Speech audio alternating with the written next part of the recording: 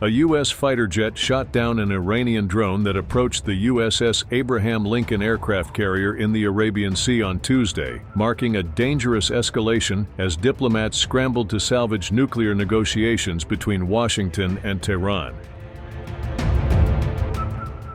The Iranian Shahed 139 drone was flying toward the carrier with unclear intent and was destroyed by an F-35 fighter jet in self-defense, the U.S. military Central Command said.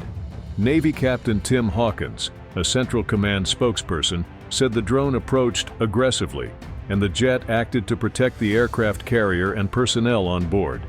No American service members were harmed during the incident, and no U.S. equipment was damaged, Hawkins added. The confrontation occurred as Iran demanded last-minute changes to planned Friday nuclear talks, seeking to relocate the meeting from Istanbul to Oman and shift to a bilateral format excluding Arab observers.